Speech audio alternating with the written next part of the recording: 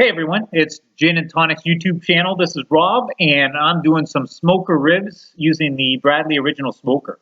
So here's the setup. We got the Bradley Original Smoker that I just bought, a bar cart from Lowe's, which I found worked great to raise it up so I don't have to bend over. Only 129 bucks. I was going to make it, probably cost me that much. So that's what I did. Bradley Smoker biscuits. I'll call them pucks as well. I'm from Canada, so I'll call them pucks because they look like pucks. Both whiskey barrel and hickory biscuits. 3 packages of pork ribs and a bunch of spices. My favorite barbecue sauce, Diana's Smokehouse, Southwest Smokehouse. I like that one. And a remote thermometer. Big bonus for the remote thermometer. I used a thermometer, just a meat thermometer, to check the ribs once the 6-hour smoke was complete. But the remote thermometer was to monitor the inside temperature of the Bradley smoker because I haven't used it, but I know what temperatures I like, so that's what I did. So for the dry rub, used a magic bullet to blend all these together. Most of it's tablespoons, like a tablespoon of cumin, paprika, garlic powder, onion powder, chili powder, brown sugar, salt, and a teaspoon of cayenne pepper, black pepper, mustard seed, and ginger. So what I did is I took all these and I blended them in the magic bullet to make it uniform, and any big chunks like the black pepper really ground it up. Some people like the big flakes of black pepper. I like it all ground out so it's nice, smooth, even flavor distribution. I doubled this recipe because I had 3 racks of ribs, so I had a lot of ribs, so I had needed a lot of rub. So that's what I did with that. And the magic bullet came in so handy for mixing it, making sure everything is set, and away you go.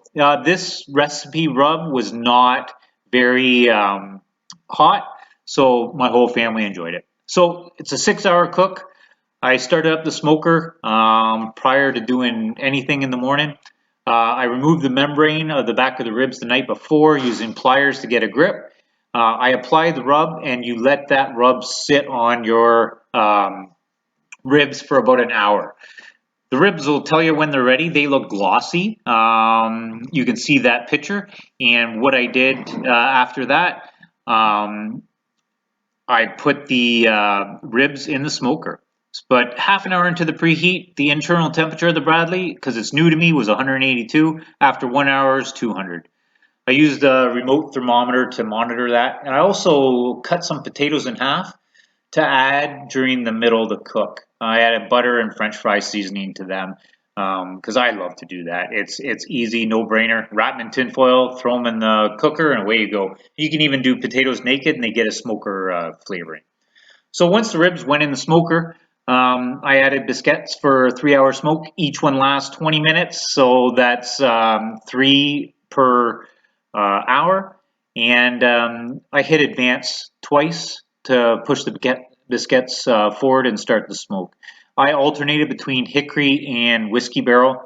The top damper was just open. I also used this to put my temperature probe into about the middle of the smoker to look after my temperature inside. Once I put my ribs in, dropped to 111 degrees. Then after an hour, 131. After 2 hours, 148. After 3 hours, 152. So I was satisfied with it climbing up just the internal temperature of the smoker. This smoker is new to me, so that's why I wanted to do that, and I'll continue to do that. I could also have put one into the ribs, and if you wanted to do that, you're fine in doing so. So after 3 hours, this was the crucial point. This is when you open the smoker. Smoker temperature was 152. I did the rack rotation, so the top went to the bottom, bottom went to the top, and the 2 center racks, I switched them up. Added 6 more pucks for 2 hours of smoking. I wrapped 1 set of ribs in foil because I wanted to try 1 wrapped because they want to do the 3-2-1 method, and the others I left naked. The temperature dropped to 131 degrees, and then at hour 4, the temperature rose back up to 156.